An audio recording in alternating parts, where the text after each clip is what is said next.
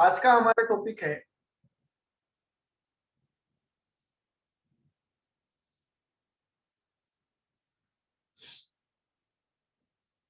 Section 35 AB। आज का हमारा टॉपिक है सेक्शन 35 AB। क्या कह रहा है सेक्शन 35 AB, ये सुनिए।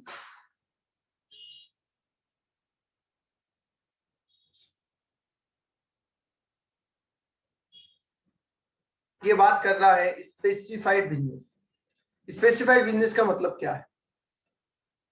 गवर्नमेंट ने क्या किया कि कुछ बिजनेस को जिनको उन्हें बढ़ावा देना था, जो चाहते हैं कि गवर्नमेंट आप करो, वैसे 14 बिजनेस को नोटिफाई किया और आपसे कहा कि अगर आप ये बिजनेस करोगे तो हम आपको एक बेनिफिट देंगे। आपने कहा सर बताओ क्या बेनिफिट दोगे? उन्होंने कहा कि अगर आप ये बिजनेस करोगे तो हम आपको 100% डिडक्शन देंगे।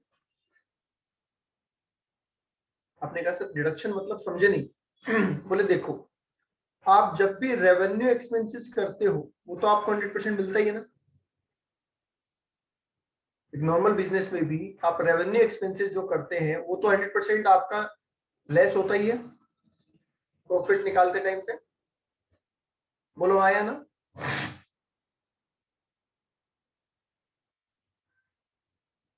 हाँ, तो आपको बेनिफिट हम ये देंगे कि हम आपके कैपिटल एक्सपेंसेस को भी 100% अलाउ कर देंगे। मतलब जहां पे हमने शुरू में पढ़ा था कि कैपिटल नेचर का खर्चा अलाउ नहीं होता है, उस पे डेप्रिसिएशन मिलता है, पर इन 14 बिजनेस के केस में वो डेप्रिसिएशन नहीं मिलेगा। पूरा का पूरा खर्चा ही पहले ही साल में अलाउ हो जाएगा। तो बताइए क्या इससे फायदा होगा आपको? क्या इससे आपको फायदा होगा? हाँ, फायदा होगा सर। कैसे फायदा होगा? फायदा ऐसे होगा कि मेरी रिसिप्ट थी सपोज 50 लाख, ठीक है, मेरे रेवेन्यू एक्सपेंसेस थे 15 लाख और मेरे कैपिटल एक्सपेंसेस थे 40 लाख, राइट। नॉर्मल प्रोविजन में मुझे बोला गया कि साहब 10% डेप्रिसिएशन मिलेगा, तो इसका मतलब मैं ये 40 लाख लेस नहीं करता, मैं 4 लाख ही लेस करता अगर मैं नॉर्मल बिजनेस कर रहा होता तो, राइट। तो क्या मुझे 31 लाख पे प्रॉफिट देना पड़ता? हाँ, टैक्स देना पड़ता।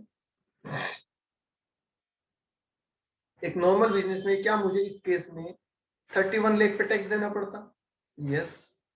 पर जब मुझे बोला गया कि हम तुम्हारे टोटल खर्चे यही लेस कर देंगे, तो इसका मतलब मुझे डेप्रिसिएशन ना मिलके कैपिटल एक्सपेंसेस मिलेंगे और वो भी 40 के।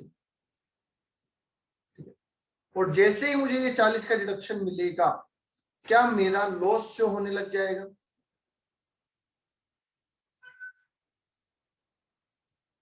तो क्या मुझे टैक्स देना है? नहीं, मुझे टैक्स नहीं देना पड़ेगा क्योंकि मेरा तो लॉस दिख रहा है, ठीक है। अगले साल मुझे टैक्स देना पड़ेगा क्या? अगले साल भी मैं प्रॉफिट से अपने लॉस एडजस्ट करूंगा और उसके बाद कुछ बचेगा तो मैं टैक्स दूंगा, वरना मैं टैक्स नहीं दूंगा। बोलो बात समझ में आई? ओके।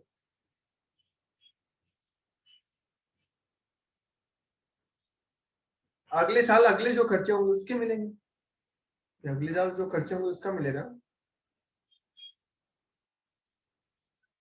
ओके, ठीक है। तो ये लॉजिक आपके समझ में आ गया कि 100% डिडक्शन देने से क्या फायदा होता है। हमने कहा सर ये तो अच्छी बात है। अब उन्होंने कहा बात तो अच्छी है और हम डिडक्शन भी दे देंगे, कोई दिक्कत नहीं है, पर हमारी कुछ कंडीशन। हमने कहा सर बताओ क्या कंडीशन है? बोले 3 एक्सपेंसेस की डिडक्शन नहीं देंगे हम। नो डिडक्शन फॉर, एक तो लैंड के लिए डिडक्शन नहीं देंगे।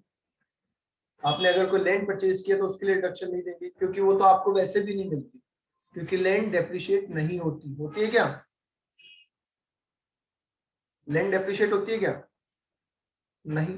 तो बोला कि भाई लैंड की छूट तो तुम्हें वैसे भी नहीं मिलती ना, तो नॉर्मल बिजनेस करते तो भी नहीं मिलता डेप्रिसिएशन, तो फिर हम क्यों दें? तो हम तुम्हें लैंड की कोई छूट नहीं देने वाले। गुडविल की भी नहीं देंगे क्योंकि उसमें भी वही रीजन है, ये तो वैसे भी डेप्रिशिएट नहीं होती। और तीसरा कहा गया फाइनेंशियल इंस्ट्रूमेंट। फाइनेंशियल इंस्ट्रूमेंट का मतलब होता है कोई फाइनेंशियल असेट, जैसे कि लेटर ऑफ क्रेडिट,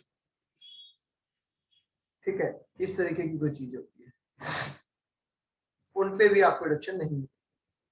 हमने कहा ठीक है सर कोई बात नहीं, ये तो वैसे भी हमारा इन्वेस्टमेंट है, कोई बात नहीं, आप डिडक्शन मत दो, चलेगा। दूसरी कंडीशन क्या है वो बताओ। तो कहा कि दूसरी कंडीशन ये है कि आपको new plant and machinery use में लेनी होगी। आप इस नए बिजनेस में पुरानी मशीनें काम में नहीं ले सकते। मतलब ये कि आपने इन 14 में से कोई बिजनेस आज स्टार्ट किया और आपने उस बिजनेस में जो मशीन लेके आनी थी वो किसी की सेकेंड हैंड उठा के ले आए, तो फिर आपको डिडक्शन नहीं मिलेगी। मशीन सारी की सारी क्या होनी चाहिए, नई होनी चाहिए। आगे बात समझ में दूसरी। यस, हालांकि इसमें एक चीज कहा गया कि अगर कोई प्लांट एंड मशीनरी ऐसी है जो यूज हुई है आउटसाइड इंडिया, इंडिया में तो यूज नहीं हुई, आउटसाइड इंडिया हुई है, तो वो आप ला सकते हो। इंडिया वाली नहीं लेनी, बाहर वाली ला सकते हो, पर वो भी मैक्सिमम 20% ऑफ टोटल। ठीक है, इस पॉइंट पे एक बार दोबारा सुन लो। एक सेकंड में देख लेता हूँ क्लास में कौन कौन है। प्रेरणा, प्रेरणा, जाह्नवी, रिद्धि सिद्धि एंड मनीष। पहले बेटा इनको जरूर कह दें कि क्लासे रेगुलरली लें, ठीक है। सारी क्लासे वीडियो से लोगे मजा नहीं आएगा। ओके बेटा, चल। इसका मतलब क्या है, इसका मतलब ये हुआ सर कि अगर मैं 40 लाख की मशीन लेके आता हूं, अगर मैं 40 लाख की मशीन लेके आता हूं, तो उसमें से इंडिया में यूज की हुई तो 1 रुपए की भी नहीं होनी चाहिए, जबकि आउटसाइड इंडिया यूज की हुई हो सकती है कितने रुपए की, 8 लाख रुपए तक। बोलिए, क्लियर है ये पॉइंट।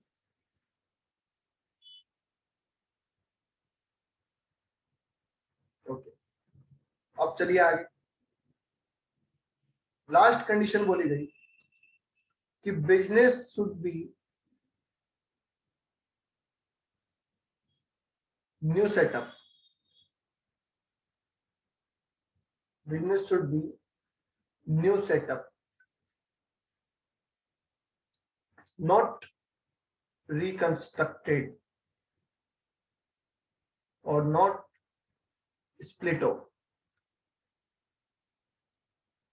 इसका मतलब क्या है कि आप ये 14 बिजनेस स्टार्ट करना चाहते हैं तो आप नया स्टार्ट करें, आप पुराने को ही क्या कर देते हैं, ठीक है, आप पुराने को ही क्या कर देते हैं, रिकंस्ट्रक्शन कर देते हैं, मतलब उसको नया रूप दे देते हैं, तो वो नहीं चलेगा। आप स्प्लिट ऑफ मतलब टुकड़े कर देते हैं। आपकी एक फैक्ट्री है, पुरानी चल रही है, आपने दीवार खिंचवा दी और कह दिया कि साहब ये तो पुरानी है, ये नहीं है, ऐसा नहीं चलेगा। आपका पूरा बिजनेस नया होना चाहिए, तो ही ये सेक्शन अप्लीकेबल है, अदरवाइज ये सेक्शन अप्लीकेबल नहीं। बोलिए, आई बात समझ में। ओके, प्रियंका कह रहे हैं 32 लाख की मानेंगे, नहीं 40 लाख की है, पर कहने का मतलब ये है कि उस 40 लाख में इंडिया से बाहर यूज की हुई एसेट को आप काम में ले सकते हैं 20%। 20% से ज्यादा अगर बाहर से सेकेंड हैंड मशीन मंगाओगे तो फिर आप इस सेक्शन में आने के लिए ही एलिजिबल नहीं। ये सारी कंडीशन इस सेक्शन में आने के लिए है, ये सारी कंडीशन इस सेक्शन में आने के लिए। ओके,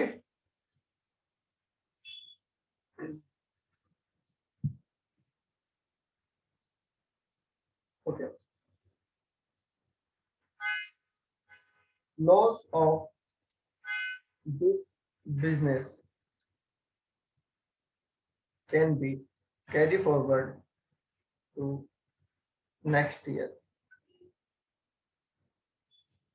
अगर इस साल हमने बहुत ज्यादा खर्चे, मतलब कैपिटल सारे खर्चे डाल दिए, तो हो सकता है इस साल हमारा P&L अकाउंट लॉस शो करे, तो उस लॉस को हम अगले साल कैरी फॉरवर्ड कर देंगे और अगले साल के प्रॉफिट से एडजस्ट कर देंगे। बोलो भाई, यहां तक किसी के कोई डाउट है तो पूछ लो। नाम जरूर याद रखना, स्पेसिफाइड बिजनेस। आगे पूछूंगा मैं आपसे, स्पेसिफाइड बिजनेस कौन से सेक्शन में है? 35AB में है।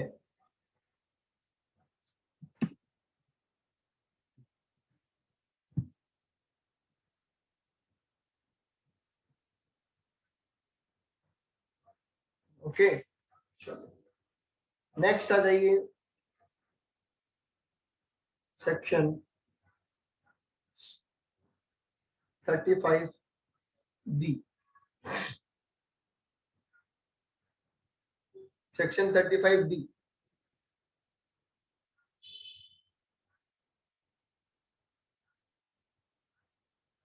सर ये एडी है ना? वो एडी था, पुराना एडी था, अब 35B है।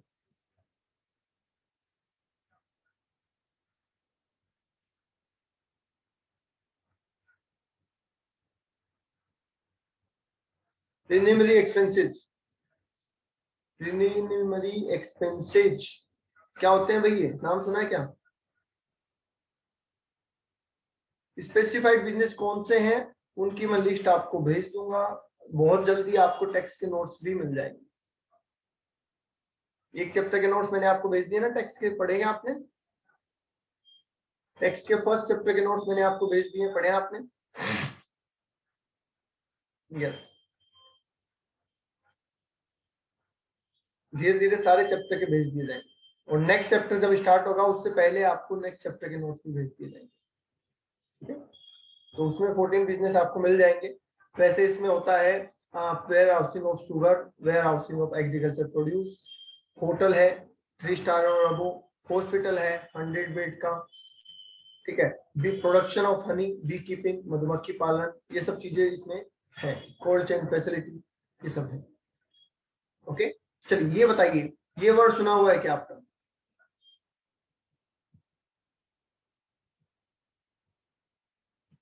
बोलो हाँ, क्या मतलब होता है इसका?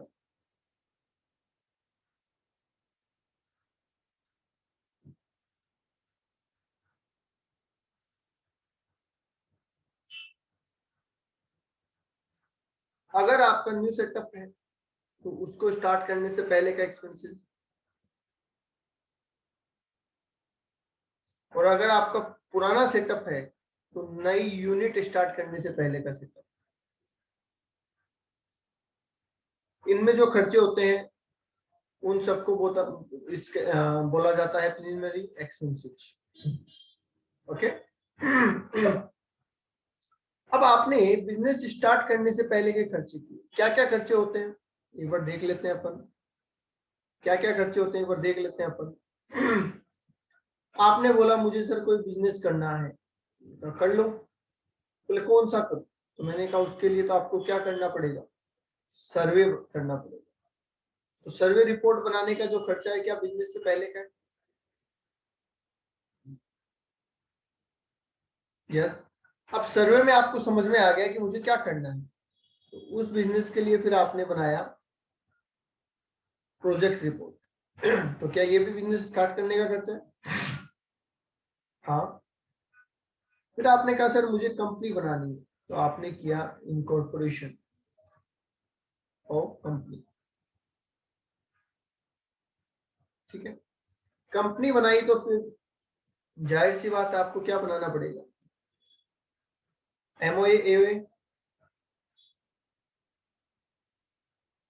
ओके, फिर आपको इश्यू करना पड़ेगा प्रोस्पेक्टस। बोलिए, प्रोस्पेक्टस इश्यू करना पड़ेगा। शेयर इश्यू करेंगे तो अंडर राइटर को भी पैसा देना पड़ेगा। ठीक है, और अदर एक्सपेंस, लीगल एक्सपेंस। क्या ये सारे खर्चे ऐसे हैं जो बिजनेस के स्टार्टिंग में हो जाते हैं?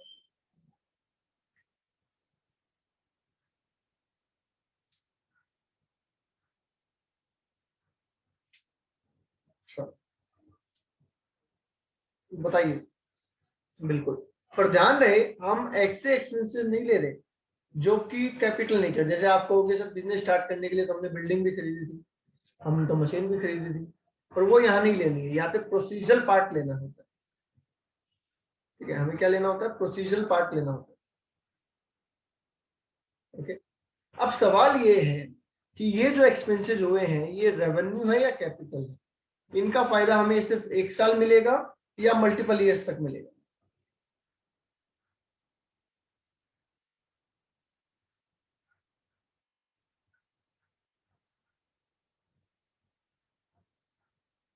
बिल्कुल, ये मल्टीपल ईयर हमें बेनिफिट देंगे, तो इसलिए हम इनको मानेंगे कैपिटल नेचर। और जैसे ही हम इनको कैपिटल नेचर मानेंगे, क्या हमें अमोर्टाइजेशन करना पड़ेगा? क्या हमें अमोर्टाइजेशन करना पड़ेगा? यस, अमोर्टाइजेशन तो करना पड़ेगा। अब अमोर्टाइजेशन करने के लिए क्या रूल बनाया गया, ये सुनिए। ये मिलेगा आपको 1/5 टिल 5 years, 5 साल तक 1/5 अलाउ करेंगे हम, तो 5 साल में पूरा 100% अलाउ हो जाएगा।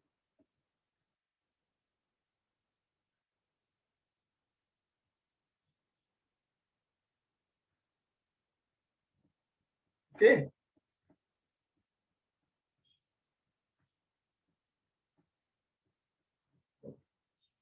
अब यहाँ पे भी एक प्रॉब्लम निकल के आई। प्रॉब्लम ये निकल के आई कि सर अगर किसी ने मैनिपुलेशन किया, किसी ने झूठा खर्चा बता दिया इसमें, ठीक है, तो वो तो डिडक्शन ज्यादा ले लेगा। हम उसको कैसे चेक करें? तो इस चीज के लिए भी गवर्नमेंट ने उपाय निकाला और कहा कि रूल तो इतना ही है, डिडक्शन देने की बात तो इतनी ही है, पर एक बात आपको और ध्यान रखनी है, और वो क्या? सुनो, आपको बोला कि अगर आप कॉरपोरेट असेसी हैं, मतलब आप कंपनी है, तो आपको क्या करना पड़ेगा? 5% ऑफ कैपिटल एम्प्लॉयड और 5% ऑफ कॉस्ट ऑफ प्रोजेक्ट, इन दोनों में से जो ज्यादा हो उतना आप मैक्सिमम खर्चा क्लेम कर सकते हैं। ध्यान से सुनना, क्या बोला कि 5% ऑफ कैपिटल एम्प्लॉयड और 5% ऑफ कॉस्ट ऑफ प्रोजेक्ट में जो ज्यादा हो उतना आप मैक्सिमम खर्चा क्लेम कर सकते हैं। ठीक है, तो क्या फिर हमें इसको एक्चुअल से भी कंपेयर करना पड़ेगा? फॉर एग्जाम्पल एक एग्जाम्पल ले लेते हैं, मान लेते हैं कैपिटल एम्प्लॉयड है, कैपिटल एम्प्लॉयड है मान लीजिए 50 lakh. Okay, cost of project ले लीजिए आप 40 लाख ना? और एक्चुअल एक्सपेंसेस ले लीजिए आप 4.5 लाख। सवाल ये है हमें डिडक्शन कितनी मिलेगी, हमें इस खर्चे के रिगार्डिंग कितनी छूट मिलेगी? खर्चा कौन सा हमारा एक्चुअल में? ये वाला 5% ऑफ कैपिटल एम्प्लॉयड, बोलो कितना आएगा? 5% of capital employed 2,50,000। 5% of cost of project 2 lakh, whichever is higher. तो इसका मतलब क्या हम 2.5 लाख तक की छूट ले सकते हैं? क्या हम ज्यादा से ज्यादा 2.5 लाख तक की छूट ले सकते हैं? हाँ, हम कहते हैं साहब हमने तो खर्चा किया 4,50,000, तो बताओ छूट 4,50 की मिलेगी या 2,50 की मिलेगी?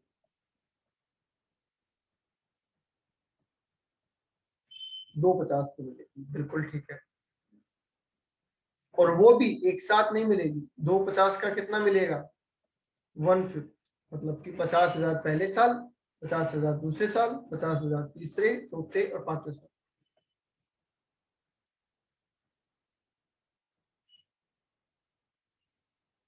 ओके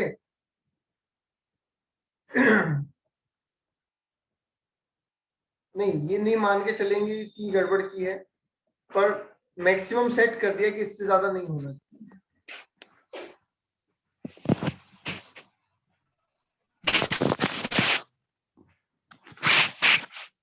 भाई।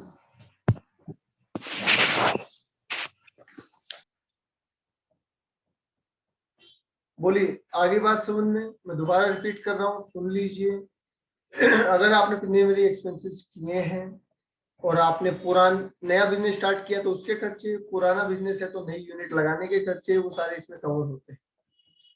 ठीक है, जितना आपने खर्चा किया है उसको हम कंपेयर करेंगे क्वालिफाइंग अमाउंट, मतलब इससे, और ये निकालने के लिए हम क्या लेंगे, 5% of capital employed, 5% of cost of project, दोनों में से जो भी ज्यादा हो, ये हमारी मैक्सिमम अमाउंट आएगी। मैक्सिमम को एक्चुअल से कंपेयर करेंगे और जो कम होगा वो लेंगे और उसका 1/5 अलाउ कर देंगे। अच्छा, राघव कह रहे हैं कि सर एक्चुअल 1/5 होता तो, अगर एक्चुअल 1,50,000 होता तो क्या होता भाई, बताओ। अगर एक्चुअल 150 होता तो क्या हो, क्या ये 150 हमारी लिमिट के अंदर है? क्या 150 लिमिट के अंदर है? हाँ सर लिमिट के अंदर है, तो लिमिट के अंदर है तो 150 का 1/5 अलाउ कर दो। दैट मीन्स ये बेटा मैक्सिमम है, इट्स मैक्सिमम, ये तो मैक्सिमम है, तो देना एक्चुअल का ही है, पर अगर एक्चुअल मैक्सिमम को क्रॉस करें तो फिर मैक्सिमम तक रोक लो।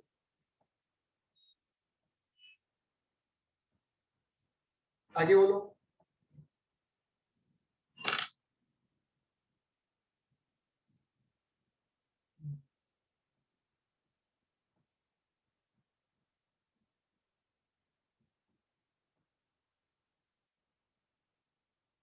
आपकी मॉड्यूल में एक क्वेश्चन होगा, देखो क्वेश्चन नंबर 16 होगा, देखो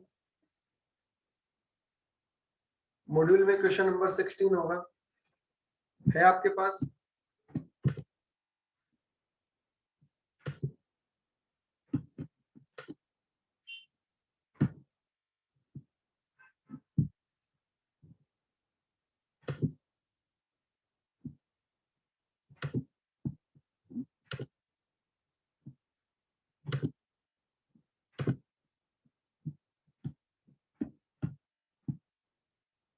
स्क्रीन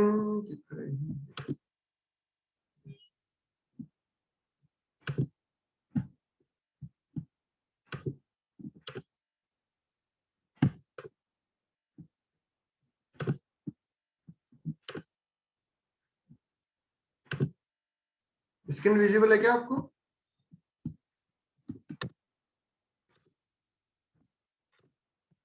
ओके,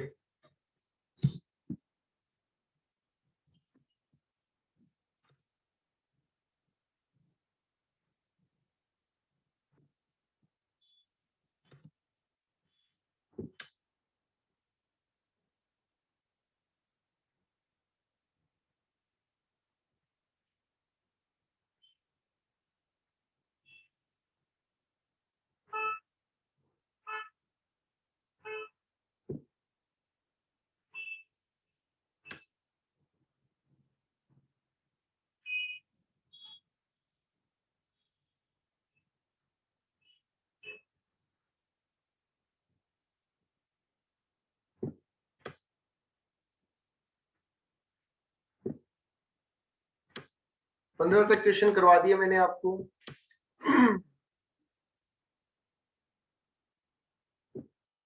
क्वेश्चन नंबर 16 पढ़ेंगे, क्वेश्चन नंबर 16 पढ़ेंगे भाई।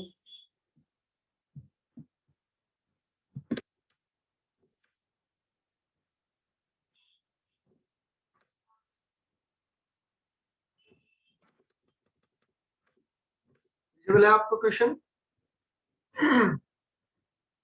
क्वेश्चन विजिबल है? ओके। हमें बोला Jardine limited, an existing Indian company which set up a new industrial unit, it incurs the following expenditure. क्या क्या एक्सपेंडिचर इन्होंने इंकर किया है, देखो। पहला बोल रहे हैं प्रिपरेशन ऑफ प्रोजेक्ट रिपोर्ट, बताइए क्या ये पार्ट बनेगा हमारा?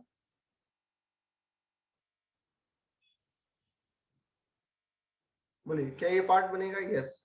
मार्केट सर्वे क्या हमारे खर्चे का पार्ट होगा? Legal and other charges for additional capital ये भी होगा। यस।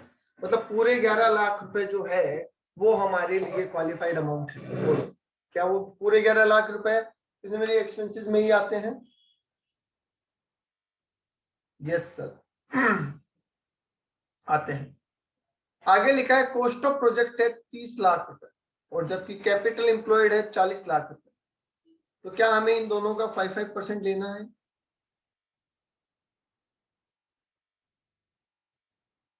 यस। तो बताओ लेके कितना होता है?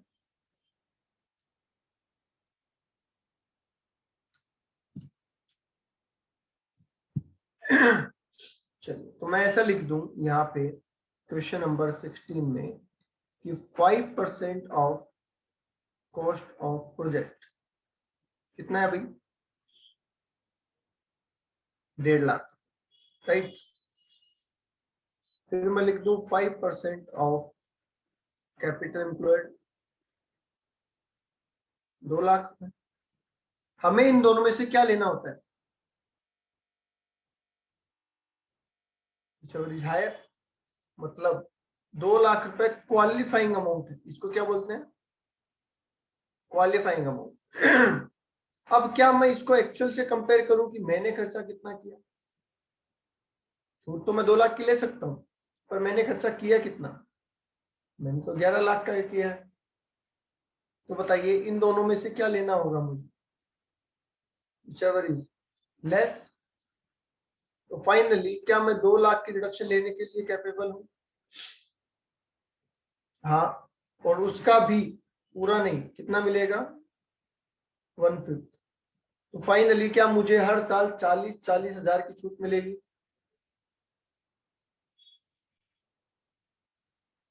Yes sir. एक बार चेक कर लेते हैं आंसर। देखो दिख रहा है आपको आंसर?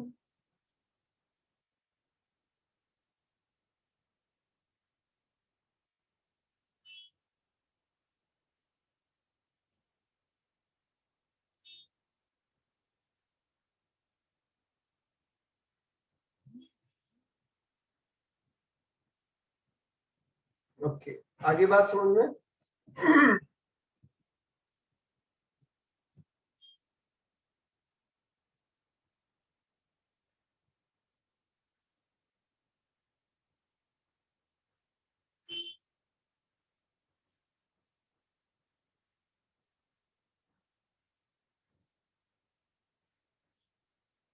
ओके आगे चल लेते हैं फिर।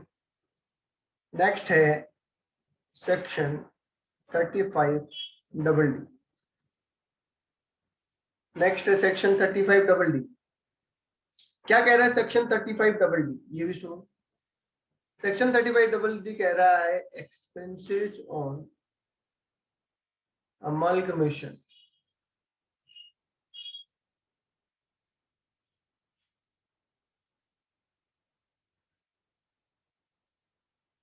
और डीमर्जर। एक्सपेंसेस ऑन अमालगमेशन और डीमर्जर। ठीक। देखिए अमालगमेशन और डीमर्जर क्या होता है आई होप आप जानते हैं अच्छे से। जानते हैं ना?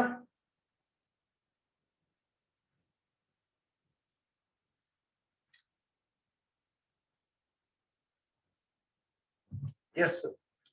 तो एक कंपनी दूसरी कंपनी को टेक ओवर करती है तो क्या ये बहुत आसान प्रोसेस होगा?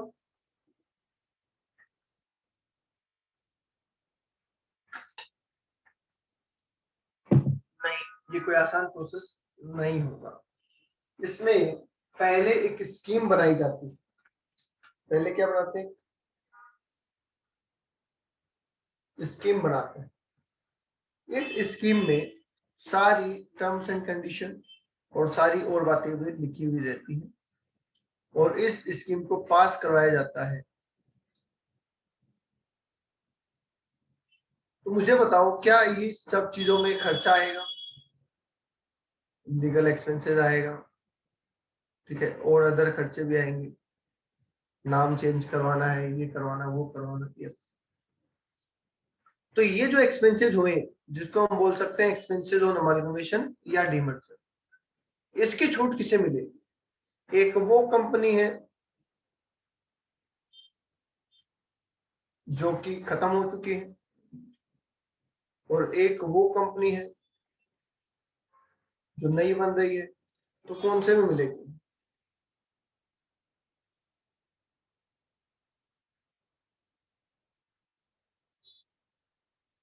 बोलिए, पुरानी कंपनी को या नई को?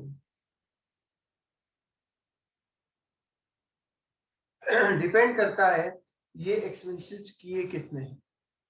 अगर पुरानी ने किए तो पुराने को मिल जाएगी, नई ने किए तो नई को मिल जाएगी। ये जिसने भी एक्सपेंसेस किए होंगे उसको मिलेगा। ठीक है, और मिलेगा कितना? 1/5 till 5 years, 1/5 till 5 years। Okay, और एक्सपेंसेस ऑन अमालगमेशन और डीमर्जर जो होते हैं,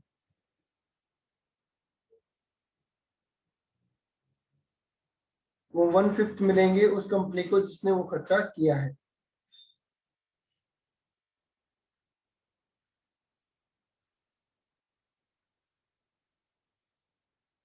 खर्चा कोई भी कर सकता है, म्यूचुअल अंडरस्टैंडिंग की बात है। जनरली नई कंपनी को करना चाहिए क्योंकि नई कंपनी अभी एग्जिस्टेंस में रहेगी।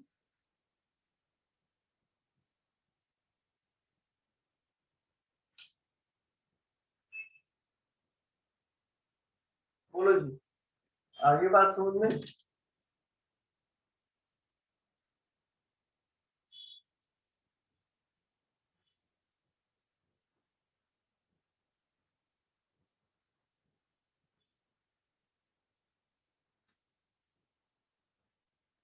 किसी को कोई डाउट है तो पूछ लो।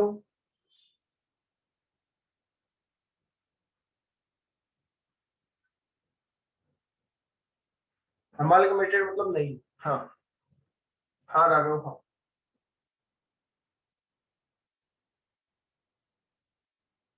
डीमर्जर हुआ तो दो कंपनी होगी, एक होती है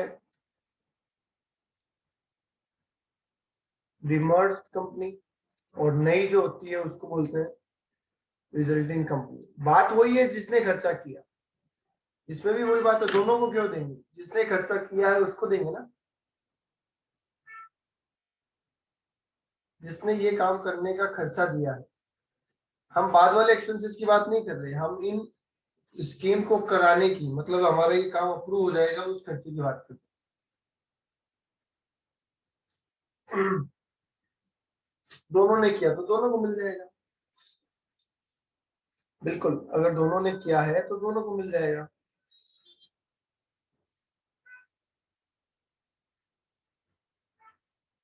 और बोलिए, और कोई डाउट किसी का?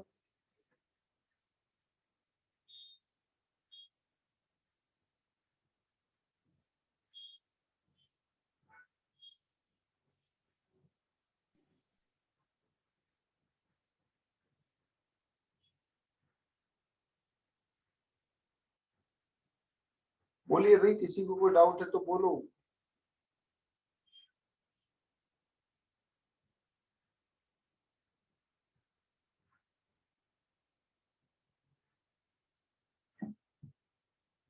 सर एक एग्जांपल करवा दूं इसका? इसका बेटा बुक में तो कोई एग्जांपल है नहीं, इसका कोई बुक में तो एग्जांपल है नहीं। करना क्या है मैं करवा देता हूँ। आपको एक P&L अकाउंट दे रखा है, ठीक है? आपको क्या दे रखा है?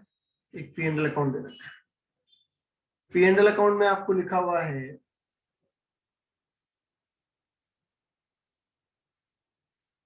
Sale 60 lakh, purchase 40 lakh, closing stock 10 lakh,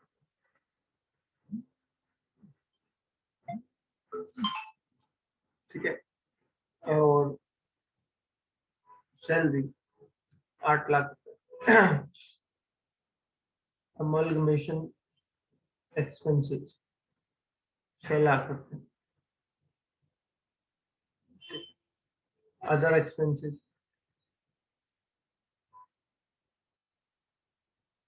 5 lakh. तो बताइए नेट प्रॉफिट कितना होगा?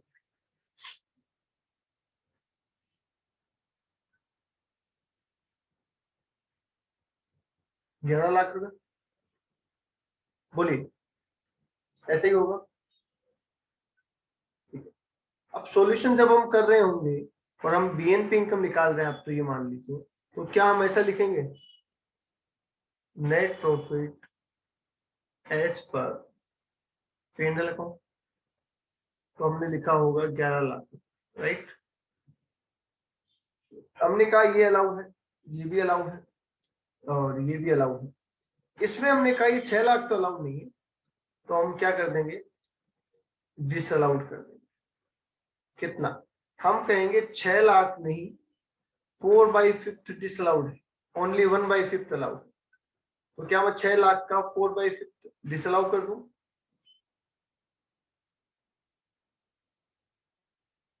4.8 लाख।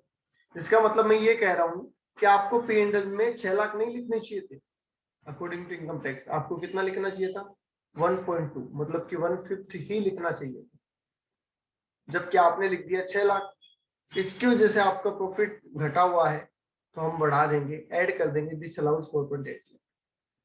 तो आपकी बिजनेस इनकम कितनी हो जाएगी, 15.8 लाख।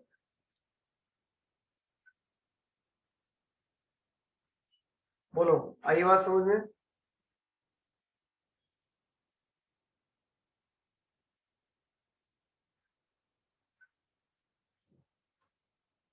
अच्छा, इसको करने का एक और तरीका हो सकता था। वो तरीका ये हो सकता था कि आप यहाँ पे पूरा 100% डिसअलाउड कर देते 6 लाख और नीचे लिखते अमालगमेशन के एक्सपेंसेस 1/5, 1.2 लाख। ये भी कर सकते थे, पूरा 6 लाख हटा दो, एक 1.2 लाख हटा दो, या सिर्फ 4/5 हटाओ। दोनों में से कोई भी काम आप कर सकते हैं। हाँ, एक ही बात है, बिल्कुल।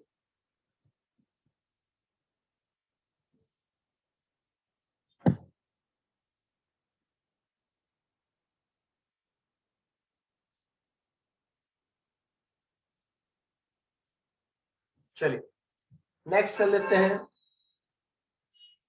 Section 35 D. हमने पहले एडी पढ़ा, फिर डी पढ़ा, फिर डबल डी पढ़ा, अब डीडी पढ़ते हैं। और ये कहता है एक्सपेंसेस ऑन वीआरएस। सैलरी में पढ़ा ना हमने वीआरएस।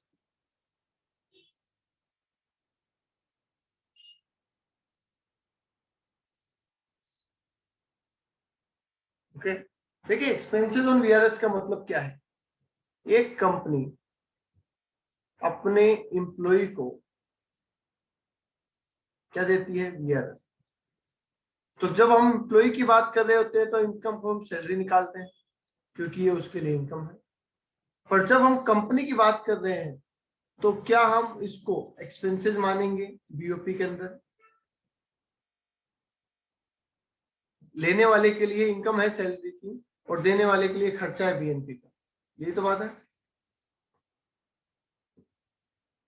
हाँ, अब खर्चा है तो अलाउ भी होना चाहिए, तो इसलिए बोला गया जो एक्सपेंसेस होगा वीआरएस पे वो भी अलाउ हो जाएगा। और क्योंकि लॉन्ग टर्म काम आने वाला है तो 1/5 टिल 5 ईयर, 5 साल तक 20% करके छूट मिल जाएगी।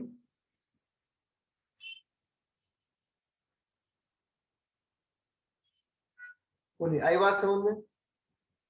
जितने एक्सपेंसेस हो रहे हैं वीआरएस पे वो भी 5 साल में इक्वली डिवाइड हो जाएंगे।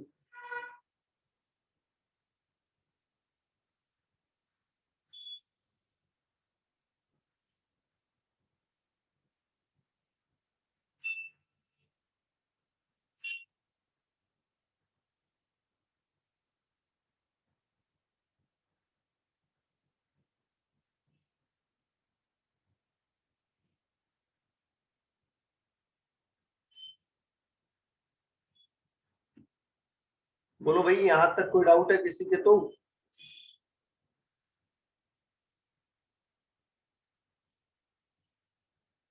चलिए, लास्ट सेक्शन है आज का, सेक्शन 35E। और ये है एक्सट्रैक्शन ऑफ मिनरल्स। अगर आप जमीन से मिनरल्स निकाल रहे हैं और उसके लिए आपने कोई एक्सपेंसेस किया है तो वो एक्सपेंसेस आपको 1/10 मिलेगा, 1/10 टिल 10 ईयर्स। अगले 10 साल में 1/10 करके उसकी छूट मिल जाएगी। फॉर एग्जाम्पल, आपने एक जगह से मिनरल निकालना है और इस साइट को प्रिपेयर करने के लिए आपने 10 करोड़ का खर्चा कर दिया, तो ये 10 करोड़ रुपए आपके इस साल का एक्सपेंसिव नहीं माना जाएगा, ये आने वाले 10 साल में 10% मतलब 1-1 करोड़ के खर्चे के हिसाब से अलाउ हो जाएगा। ओके,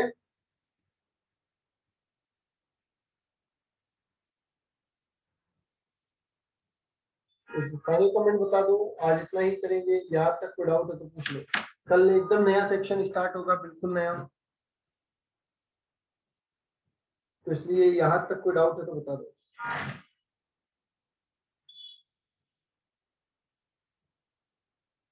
नहीं है, चलो अच्छी बात है। 35 के सारे हो गए। हाँ, एक दो सेक्शन मैंने छोड़ दिए जो काम के नहीं थे, बाकी हो गए सारे।